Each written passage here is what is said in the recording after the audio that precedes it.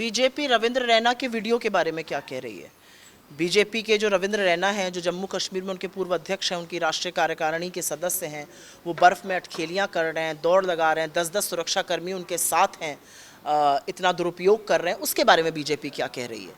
ये तो बात सरकार ने ही मानी है कि चूक हुई है ऑल पार्टी मीटिंग में। ये तो सरकार ने ही माना है कि सुरक्षा में चूक हुई है भारी। सरकार ने ऑल पार्टी मीटिंग में कहा कि वो मैदान खुलना नहीं था, लोकल्स ने और प्रशासन ने बताया कि वो मैदान तो हमेशा खुला रहता है, तो सरकार ने विरोधाभास की बात क्यों करी?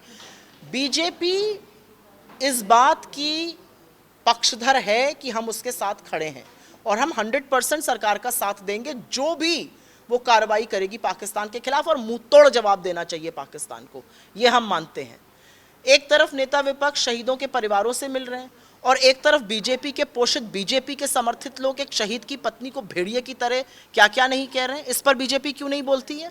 बीजेपी की आदत पड़ गई है राजनीति गंदी करना। बीजेपी इन आतंकी हमलों पर छोड़ दे, रोज गंदी घिनौनी प्रेस कॉन्फ्रेंस करना, रोज गंदे घिनौने पोस्ट लगाना, रोज गंदे घिनौने वक्तव्य देना, ये उस समय उस चीज का वक्त नहीं है। ये विपक्ष समझ रहा है, लेकिन क्या सत्तारूढ़ दल ये समझ रहा है? ये मैं जानना चाहती हूँ।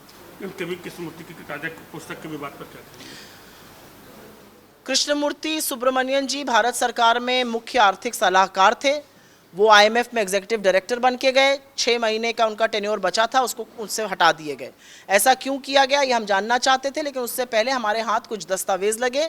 उन्होंने किताब लिखी थी इंडिया एट 100। वो मोदी जी के बहुत बड़े समर्थक, बहुत बड़े चरणवंदक हैं और उन्होंने किताब लिखी थी। उस किताब की 1-2 नहीं 2 लाख प्रतियां सरकारी bank union bank of India ने खरीदी, करीब 7 करोड़ 25 लाख रुपए पर। 3.5 करोड़ एडवांस दे दिया गया था। रीजनल ऑफिस को बोला गया बाकी खर्चा आप अपने अतिरिक्त खर्चे में दिखा दीजिएगा। ये किताबें क्यों खरीदी गई? ये कॉन्फ्लिक्ट ऑफ इंटरेस्ट है कि नहीं है? ये बाबुओं की किताबें खरीद कर सरकारी बैंक क्यों बाकियों को बांट रहे हैं? ये पैसा कोई बीजेपी के कोष से तो आया नहीं है चरणवंदन करने के लिए, ये तो इस जनता का पैसा है, पब्लिक फंड है। ऐसा क्यों किया जा रहा है? मुझे लगता है इसमें कोई गलत चीज़ नहीं पूछी जा रही है। मैडम, आईएमएफ को लेकर आप बार बार सरकार को जिम्मेदारी याद दिला रहे हैं कि पाकिस्तान जो पैसा मांग रहा है, सरकार की किस तरह की जिम्मेदारी पूरी करनी चाहिए?